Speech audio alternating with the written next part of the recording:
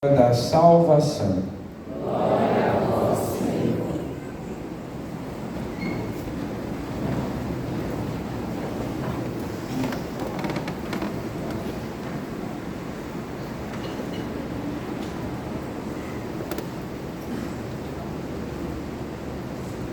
Caros irmãos, queridas irmãs, este é o terceiro domingo no qual nós escutamos o Sermão da Montanha, que é bastante longo, são 3 capítulos. No domingo retrasado, nós ouvimos as bem-aventuranças, é o início do Sermão da Montanha. No domingo passado, Jesus nos dizia que nós devemos ser luz do mundo, sal da terra. Nesse trecho do Sermão da Montanha que nós escutamos hoje, nós encontramos o ensinamento moral de Jesus. Como é que nós seremos luz do mundo? Como é que nós seremos sal da terra? Agindo, vivendo, nos comportando de acordo com os mandamentos de Deus. E os mandamentos de Deus, tal como eles são interpretados por Jesus. Jesus aqui nos ensina a compreender o sentido mais profundo dos mandamentos. Não um sentido superficial. Jesus vai na raiz. É uma interpretação mais radical. No sentido etimológico da palavra, radical quer dizer Jesus vai na raiz. É a radicalidade do Evangelho. Por isso, quando Jesus no Evangelho de hoje diz para os seus discípulos: se a vossa justiça não for maior que a justiça dos mestres da lei e dos fariseus, vós não entrareis no reino dos céus. Os discípulos devem ter ficado muito preocupados,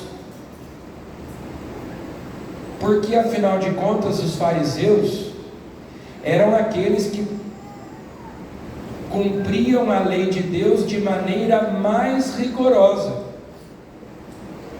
Agora, se Jesus estava dizendo que nós cristãos, nós que abraçamos a fé em Jesus, o Evangelho, precisamos cumprir a lei de um modo mais perfeito do que os fariseus, que eram tão rigorosos. Meu Deus, mas é muito exigente o que Jesus está pedindo. Só que na verdade, Jesus ensina a cumprir de maneira mais perfeita, mais plena a lei.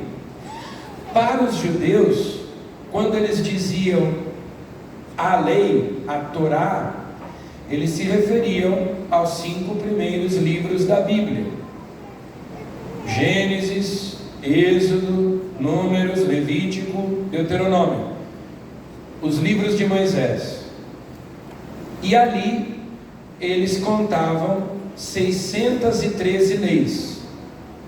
Os fariseus procuravam cumprir à risca, detalhadamente. Havia muitos debates, inclusive, entre eles, para o cumprimento mais estrito possível da lei, das 613. E nós entendemos, os cristãos entenderam que nas leis do Antigo Testamento nós temos 3 categorias: as leis cerimoniais, as leis civis e as leis morais. E logo se compreendeu que as leis cerimoniais e as leis civis para nós caducaram. Nós estamos na nova aliança, que é superior à antiga. É o Novo Testamento. O Antigo Testamento deu ao Novo seu lugar. Então as leis cerimoniais, as leis civis, não valem mais para nós, mas as leis morais sim. Por isso Jesus diz aqui: não penseis que vim abolir a lei e os profetas. Não vim para abolir, mas para dar-lhes pleno cumprimento. A Escritura, lei e profetas, o Antigo Testamento, se cumpre plenamente em Jesus.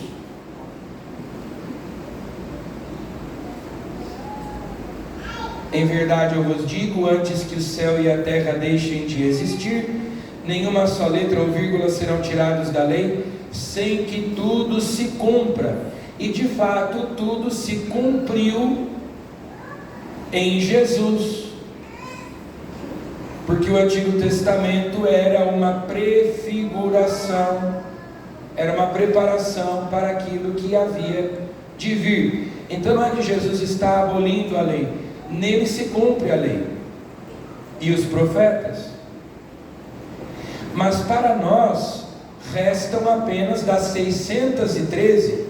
603 não cabem mais para nós, apenas os 10 mandamentos, a lei moral, que nós devemos continuar seguindo, nos guiando pelos mandamentos de Deus, mas interpretados a partir da pessoa de Jesus, à luz do Evangelho, como Jesus ensina aqui no Evangelho de hoje. Então, por exemplo, Jesus cita o 5º mandamento: vós ouvistes o que foi dito aos antigos, não matarás. É o 5º mandamento da lei de Deus. Vós ouvistes o que foi dito. O que foi dito por quem? Quem foi que disse não matarás? Foi o próprio Deus, é um mandamento de Deus. Aí Jesus diz o seguinte: eu, porém, vos digo. É uma palavra forte, porque Jesus está dizendo: Deus disse na lei não matarás, mas eu estou dizendo para vocês o seguinte. Ou seja, Jesus fala com autoridade divina. Apenas o Deus que deu a lei pode agora estender essa lei, pode agora aprofundar essa lei. E ele diz: todo aquele que se encoleriza com seu irmão será réu em juízo. Quem disser ao seu irmão patife será condenado pelo tribunal. Quem chamar o irmão de tolo será condenado ao fogo do inferno. Porque para os fariseus, os mestres da lei, se você não matou ninguém, ok. Mas Jesus vai, como eu disse antes, na raiz. Jesus vai no sentido mais profundo da lei. Jesus vai lá onde nasce o pecado, que é no interior do homem, no coração. Jesus coloca o machado na raiz. Jesus diz: se você odeia o seu irmão, se você ofende, se você agride, se você amaldiçoa, se você deseja o mal para o seu irmão, se você tem ódio do seu irmão, você já pecou contra o 5º mandamento. Porque o pecado tem que ser combatido lá onde ele nasce. Para o fariseu, que era tão rigoroso, sobretudo em relação àquelas outras tantas normas cerimoniais,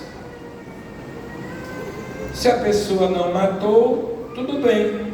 Aliás, que até hoje tem gente que tem essa mentalidade, né? Ai, padre, eu não tenho pecado, eu não roubei nem matei. Reduz os 10 mandamentos a 2 e ainda interpreta o mandamento como no Antigo Testamento, não como Jesus interpretava, né? Eu nunca matei ninguém, então eu não tenho pecado. Jesus está dizendo: mas você tem ódio no coração, você cultiva mágoa, ressentimento, vingança, então você já está matando o seu irmão lá no seu coração. O 6º mandamento, Jesus retoma: não cometerás adultério. Ouvistes o que foi dito, Deus disse. Mas agora eu, que sou Deus encarnado, Deus feito homem, quero esclarecer para vocês o seguinte: se um homem olha para uma mulher com o desejo de possuí-la, já cometeu adultério com ela no seu coração. Ou seja, pode ser que o ato não tenha sido consumado, mas se você cultiva a impureza, a malícia no seu coração, você já está pecando contra a castidade. Por isso é que nós, católicos, quando aprendemos os mandamentos, a gente aprende que o 6º mandamento é não pecar contra a castidade. Embora o texto lá do Êxodo diga: não cometerás adultério. Aí alguns protestantes dizem assim: está vendo, os católicos mudaram os mandamentos. Não, quem mudou foi Jesus. Não é que ele mudou, ele nos ensinou o sentido mais profundo. Não basta não fazer o mal, é preciso fazer o bem. Não basta não pecar, é preciso ser virtuoso. Então Jesus está dizendo: nós temos que cultivar a virtude da castidade, a pureza, como no domingo retrasado nós escutamos nas bem-aventuranças: felizes os puros de coração, porque verão a Deus. Eu não cometi adultério, mas e o seu coração, como é que anda? Você precisa combater o pecado lá onde ele nasce, na raiz, no coração, no interior, porque você não cometeu o ato, mas dentro de você está cheio de imoralidade, de impureza. Jesus quer transformar o homem a partir de dentro. Não basta o exterior, a superfície, a aparência, mas uma mudança do coração. Jesus continua: no Antigo Testamento o divórcio foi tolerado, e numa outra passagem Jesus até vai dizer: foi por causa da dureza dos vossos corações. No entanto, desde o princípio não foi assim. O que Deus uniu, o homem não separe. Então aqui Jesus defende a indissolubilidade do matrimônio. Mas é muito difícil, é muito duro. Mas nós vamos discutir com Jesus. Nós vamos debater com Deus, né? Todo aquele que se divorcia, o homem que se casa com a mulher divorciada, comete adultério. Jesus está aqui então afirmando a indissolubilidade do matrimônio, dizendo: olha, lá no Antigo Testamento, o Antigo Testamento era imperfeito, então se tolerava o divórcio. Agora não mais. Na nova aliança, na nova lei, matrimônio é indissolúvel. Não jureis, não jurarás falso, né? O mandamento diz: não jurarás falso. Mas Jesus disse: não jureis. Você não precisa fazer um juramento para ser verdadeiro, para ser honesto. Que o teu sim seja sim, que o teu não seja não. Seja verdadeiro sempre, não só quando você está sob juramento. Seja honesto, seja autêntico. Então vejam como Jesus vai nos ensinando a vivermos a religião não apenas de aparência, não na superficialidade, não na exterioridade, mas que o Evangelho precisa mudar o nosso coração, os nossos pensamentos, os nossos sentimentos, a nossa mentalidade. Porque se nós vivermos assim como o Evangelho nos indica, nos mostra, nós seremos aquilo que Jesus disse semana passada: sal da terra, luz do mundo. É o ensinamento moral de Jesus está consignado aqui. Os mandamentos reinterpretados, aprofundados por ele.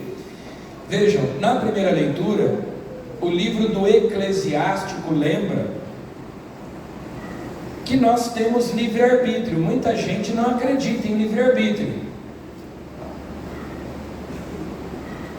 Nós, católicos, cremos que nós não somos marionetes, nós não somos fantoches nas mãos de Deus. Nós não acreditamos em destino, que as coisas acontecem porque elas já estavam previstas e a nossa liberdade fica anulada. Porque se não há livre-arbítrio, se eu não tenho escolha entre fazer o bem e o mal, mas tudo já está pré-determinado, então eu não tenho culpa. A gente tira do homem a responsabilidade pelos seus atos. Se eu matei alguém é porque eu estava pré-determinado, eu estava destinado a matar alguém.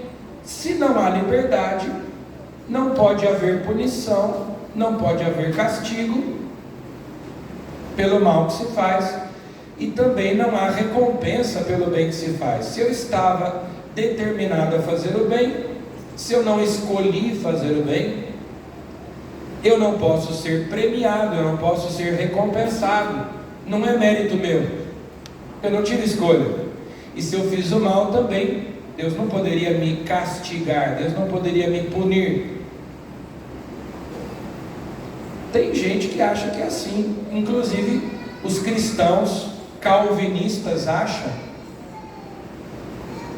que Deus já criou algumas pessoas para irem para o céu e outras pessoas para irem para o inferno, já está determinado. O pessoal até brinca, né, que o calvinista não pode dizer Jesus te ama, ele tem que dizer Jesus talvez te ame, se ele te criou para o céu, né, mas talvez você tenha sido criado para ir para o inferno. Eles acreditam na pré-determinação das coisas. Não, nós não somos fantoches, nós não somos marionetes. A primeira leitura diz: se quiseres observar os mandamentos, eles te guardarão. Diante de ti, Deus colocou o fogo e a água. Para o que quiseres, tu podes estender a mão. Se você quiser estender a mão para o fogo, você estende a mão para o fogo. Se você quiser estender a mão para a água, estende a mão para a água. Nós somos criaturas racionais. Deus nos deu inteligência, Deus nos deu consciência e nos deu vontade, a capacidade de escolher, de decidir.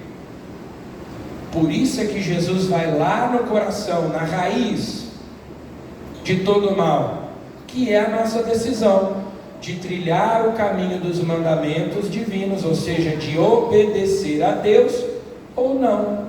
Então ele diz: diante do homem estão a vida e a morte, o bem e o mal. Ele receberá aquilo que preferir. E portanto, a consequência das nossas escolhas, aquilo que eu semeei, aquilo que eu plantei, eu vou colher como consequência das minhas atitudes, das minhas escolhas. Os mandamentos não são arbitrários. Os mandamentos não são caprichos de Deus. Às vezes as pessoas acham que os mandamentos são obstáculos que Deus coloca no nosso caminho para nós tropeçarmos e cairmos. Que os mandamentos são como que uma armadilha, é um laço que Deus põe para nos amarrar, para nos prender, para limitar a nossa liberdade. Não, ao contrário, os mandamentos nos libertam, porque o que escraviza é o pecado, é o vício. A virtude torna o homem livre. Eu não conheço ninguém viciado em castidade, não conheço ninguém viciado em ser honesto, ninguém viciado em ser sóbrio. Eu tento, mas eu não consigo me embriagar. Eu sou viciado em ser sóbrio. A virtude torna o homem livre. O que escraviza, o que acorrenta é o pecado. Então os mandamentos não são para limitar a nossa liberdade, são a condição para a liberdade. Estão diante de nós a vida e a morte, o bem e o mal, e nós escolhemos aquilo que queremos. São João, na sua primeira carta, diz bem claramente: sabemos que amamos a Deus. Como é que eu sei que eu amo a Deus? Porque nós dizemos que amamos a Deus, mas sabemos que amamos a Deus se guardamos os seus mandamentos. Como é que eu posso dizer que amo a Deus se eu não faço o que Deus manda? Ao contrário, se eu faço o que Deus abomina, o que Deus rejeita, o que ofende, o que desagrada a Deus. O próprio Jesus disse: vós sereis os meus amigos se fizerdes o que eu vos mando. Se eu faço o que Deus manda, ou seja, eu cumpro os seus mandamentos, eu sou amigo de Deus, eu amo a Deus de verdade. Não há verdadeiro amor sem temor, sem respeito para com Deus, sem observar a sua lei, que é o caminho da vida. Feliz o homem sem pecado em seu caminho, diz o Salmo de hoje, que na lei do Senhor Deus vai progredindo. Então peçamos a Jesus que Ele nos ensine a fazer a vontade de Deus, a cumprir os mandamentos, não nos contentando apenas com a aparência de sermos justos diante dos homens, mas procurando a justiça de Deus, reconhecendo diante de Deus que ninguém é justo, ninguém é santo, a não ser que Deus o justifique, a não ser que Deus o santifique.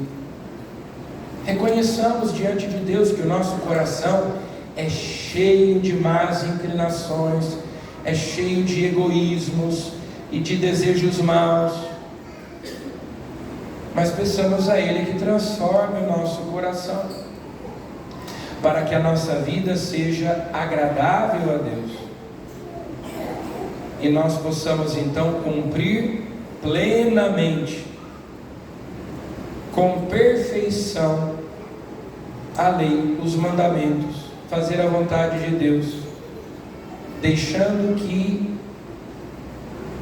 esse cumprimento comece a partir de dentro e não de fora, não só na superfície, não só na casca, na aparência, mas no mais profundo do nosso ser, pela graça de Deus que vai regenerando e transformando a nossa vida.